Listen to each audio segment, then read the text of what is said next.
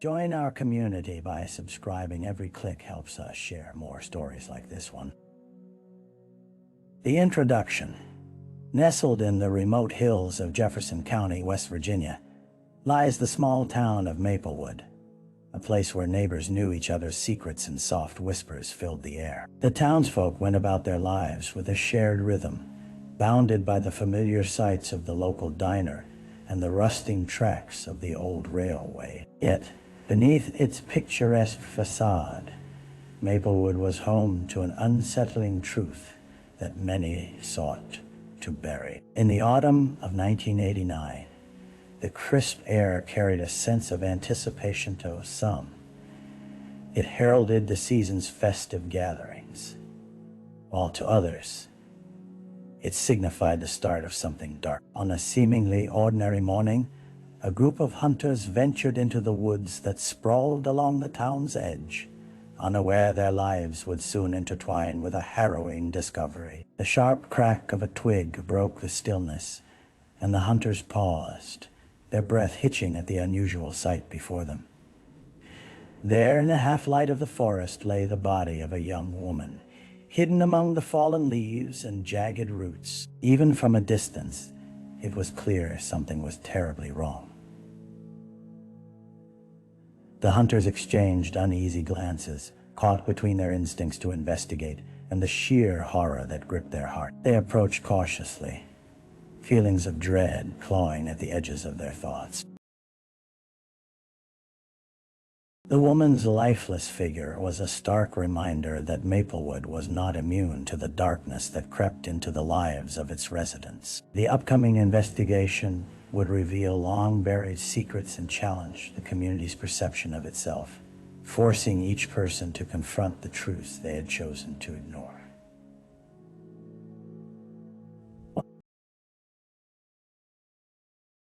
The victim. The victim, identified as 24-year-old Sarah Whitman, was a name etched into the memories of Maplewood's residents. A bright spirit, her laughter resonated through the humid summer nights, her voice an echo of youthful dreams. Sarah had grown up in Maplewood, the sort of girl who drew people in with her kindness, but also kept a private world shielded from prying eyes. She was a local waitress at Millie's Diner, an institution in town renowned for its hearty breakfasts and the smell of fresh coffee that lingered long after the sun had set. Sarah's family and friends described her as a compassionate listener, always ready to lend an ear or a helping hand. However, beneath her sunny disposition lay a tumultuous history, a string of relationships that had left her heart fragile, and a sense of restlessness that coursed through her veins. As news of Sarah's death spread, a palpable shroud of disbelief enveloped the town. Friends who had known her well recalled the odd changes in her behavior in the months leading up to her disappearance. Bouts of unexplained anxiety, an uncharacteristic distance from her closest friends, and conversations filled with vague intimations of feeling watched. No one could pinpoint what had changed, but whispers began to circulate about a young man who had entered her life recently, a name that lurked in the shadows of her final days. Investigators soon traced the origins of Sarah's unrest, questioning friends and sifting through her social media for clues. Each revelation felt like a step deeper into a labyrinth of desperation, each answer accompanied by more questions, revealing the burden of secrets that Sarah had carried, ultimately leading her to untimely fate. The crime scene.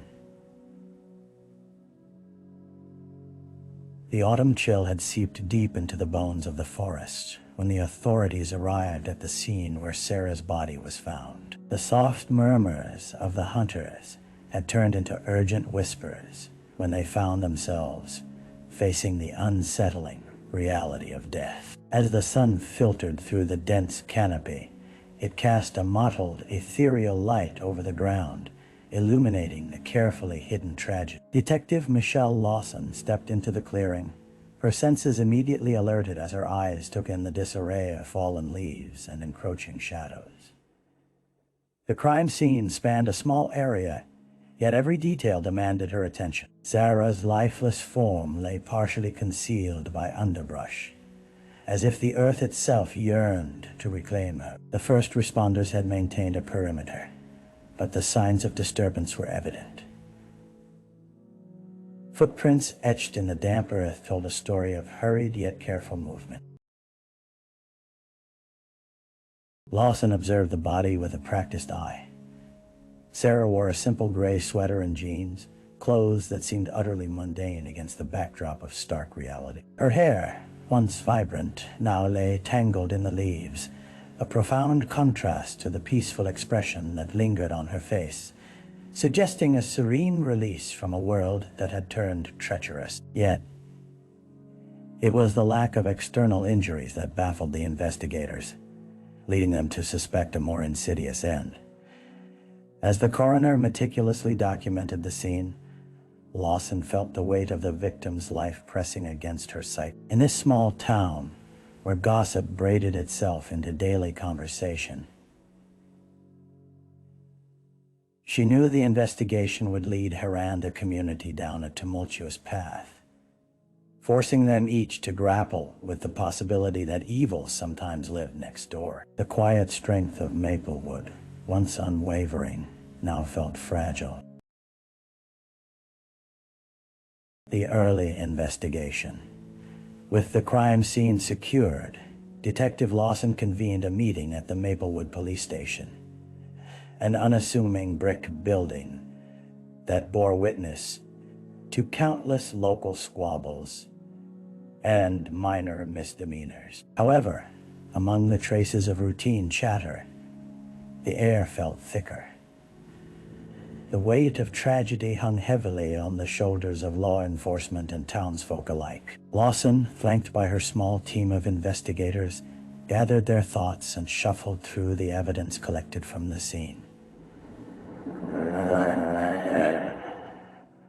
The first order of business was to connect with Sarah's family and friends. Lawson knew the value of context, the nuances of relationships, the ebb and flow of emotions, and began piecing together the mosaic of Sarah's life.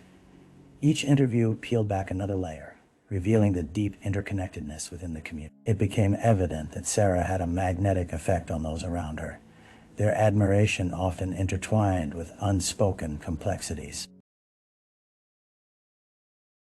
Through conversations, a narrative emerged of Sarah's recent entanglements with a young local man named Cody Harris.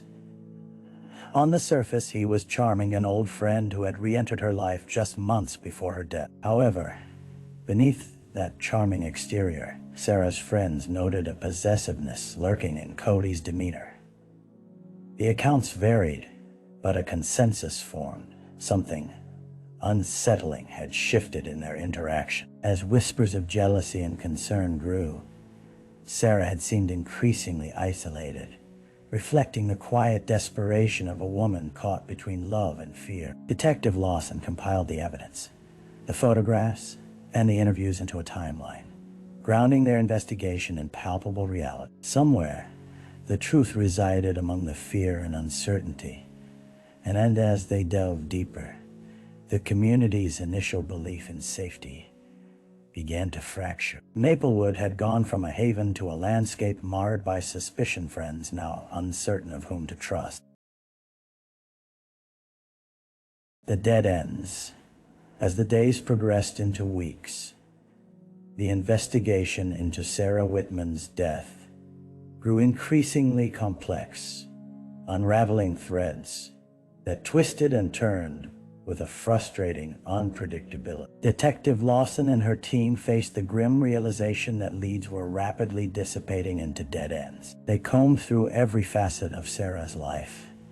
Background checks on Cody Harris revealed nothing alarming, making it increasingly difficult to draw a clear suspect. Cody had a rock-solid alibi for the night Sarah went missing, corroborated by friends and family who placed him at a party on the opposite side of town. Investigators sought to unearth any possible motive for murder, only to find that Sarah and Cody's relationship had been devoid of overt conflict. The deeper they dug into the lives of Maplewood residents, the more they discovered a web of secrets that rendered everyone suspect.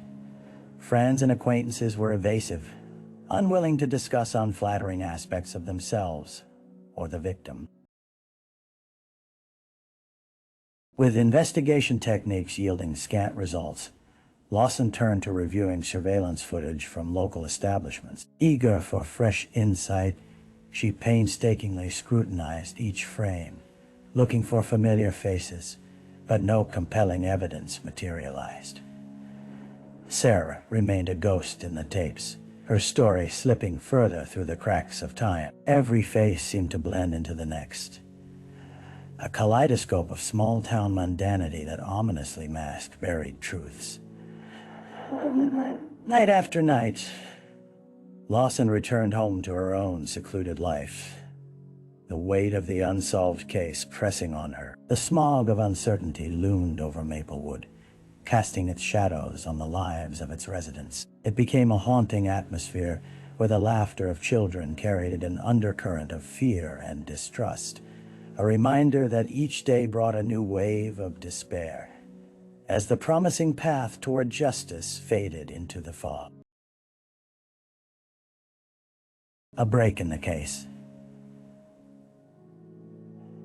As the crisp air of late autumn ushered in a myriad of colorful leaves, an unexpected breakthrough emerged from the shadows of the investigation. It began with an anonymous tip, phoned into the Maplewood police station just as the winter chill set in.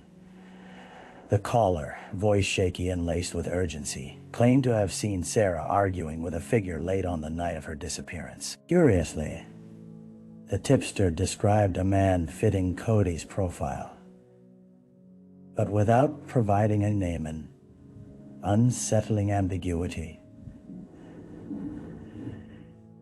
that reignited investigations with renewed vigor.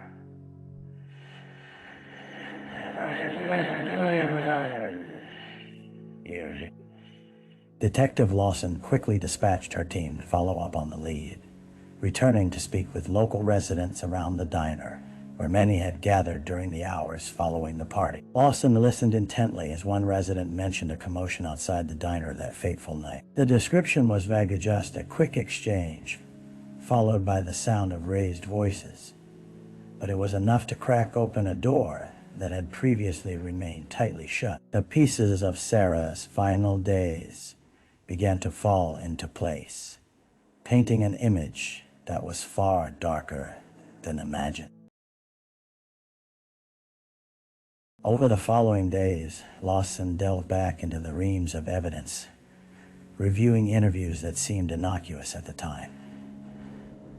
A name surfaced, said a friend of Cody's, someone who had been at the party with him that night. With fresh determination, Lawson sought out this young man, hoping his perspective might bridge the gap between the known and the unknown. The young man spoke hesitantly, recounting a confrontation he had witnessed, one that left an unsettling impression that he had tried to erase from his memory. This new line of inquiry set off a chain reaction, prompting the team to meticulously re-examine Cody's connections and interactions leading up to Sarah's death. They gathered evidence and began weaving together a narrative that suggested jealousy may well have been a powerful motivator, lurking just beneath the surface of a seemingly simple love story. The suspect. The atmosphere in Maplewood thickened with tension as Detective Lawson honed in on her prime suspect, Cody Harris. Once deemed harmless, Cody had morphed into the central figure of a disturbing narrative. His ties to Sarah had deepened in the months leading up to her death, and the evidence pointed to dark undertones shrouding their interactions. As the investigation gathered steam, Lawson's team awaited the chance to bring him back in for questioning, a necessary step to unearth the truths hiding beneath the surface. When they finally called him in, Cody arrived at the station with an air of feigned nonchalance, his casual demeanor an unsettling contrast to the gravity of the situation. Lawson entered the room, steel in her voice as she outlined the findings and asked pointed questions. Despite the evidence piling against him, Cody's bravado faltered only for a moment. His eyes darted around the interrogation room as he deflected every accusation, blending indignation with dismissiveness. "You're wasting your time," he insisted, a flicker of panic betraying his calm facade.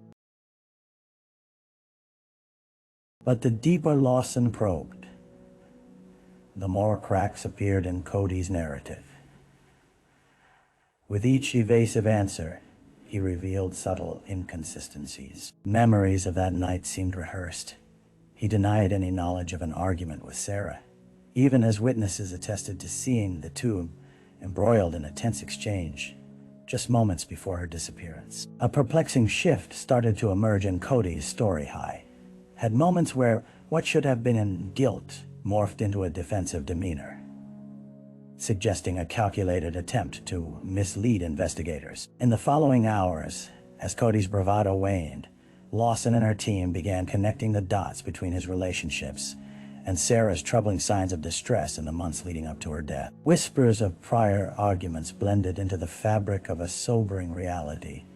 Jealousy appeared to loom larger than anyone had initially guessed. With resolve, they circled back to Cody's acquaintances, fueling the need to dismantle his alibi and disentangle the complex web that spun around them. The trial.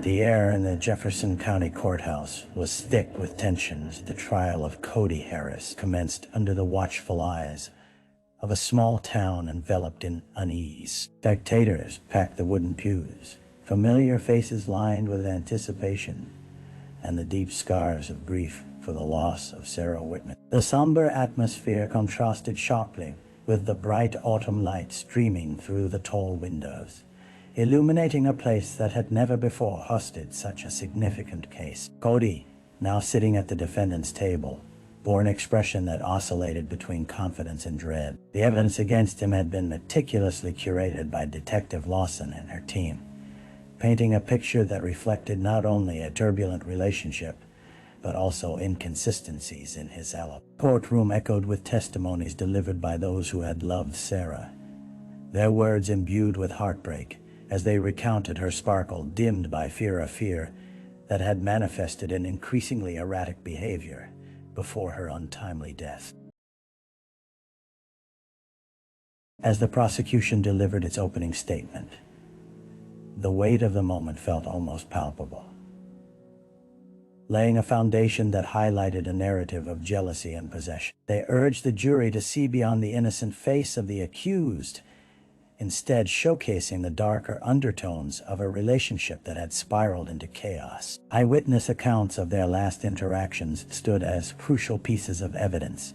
The threat of Cody's control became a common theme that resonated through every witness. Defense attorney Adam Riggs sustained a shell of calm, emphasizing the circumstantial nature of the evidence and the importance of reasonable doubt. His assertions of Cody's innocence painted him as a misunderstood young man, a narrative that clashed with the emotional testimonies, attempting to capture the essence of Sarah's struggle. Each passing day witnessed an emotional roller coaster, particularly as Sarah's family shared their grief, invoking the memory of a vibrant girl crushed by profound loss, longing for justice that felt just out of reach. Through it all, Detective Lawson sat among the spectators, her heart heavy with a fervent desire for the truth to emerge from the tangled web they had unraveled. As the trial progressed, her conviction only grew stronger. This community deserved closure, and somehow justice had to prevail. The aftermath.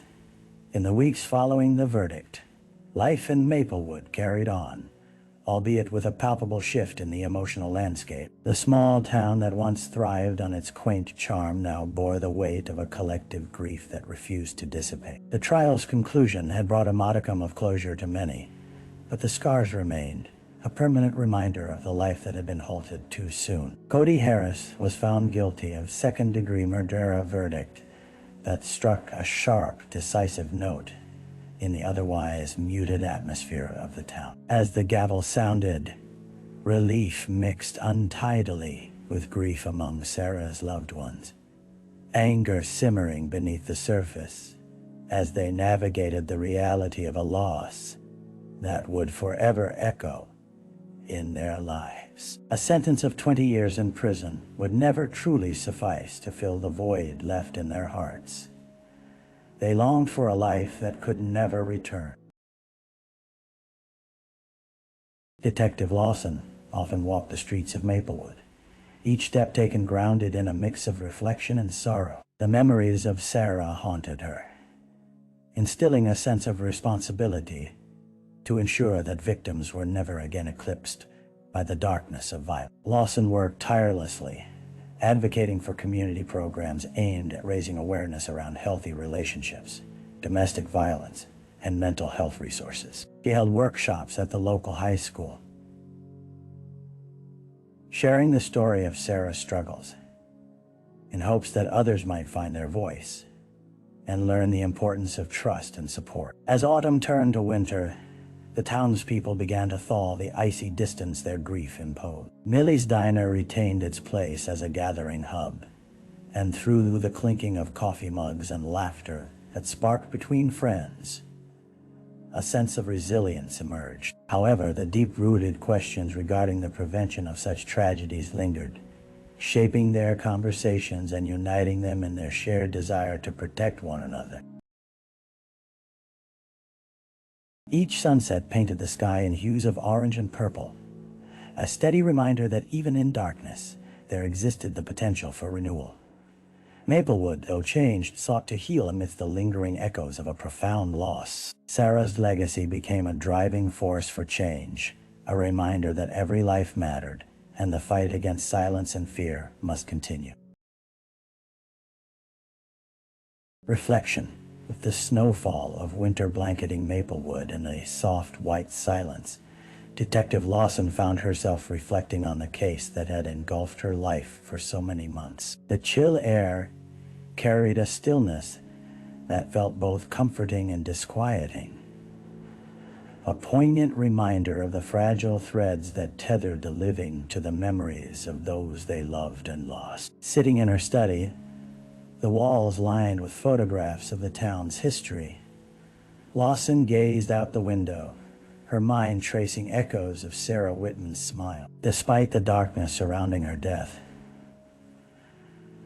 Lawson found herself clinging to the determination birthed from that tragedy.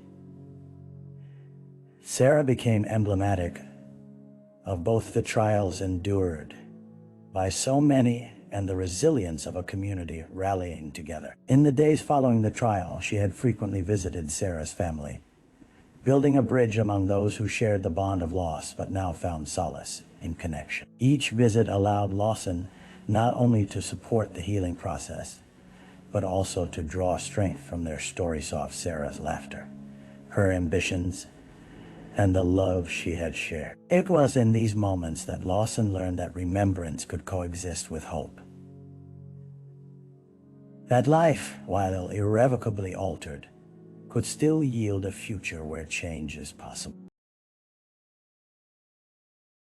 As Lawson stepped into the soft morning light of a new day, a renewed commitment to serving her community illuminated her path. The scars would always remain, but they now spoke of both the strength gained and the lessons learned in the intertwined fates of a town determined to rise above their past and forge a safer, more compassionate future for every life within it.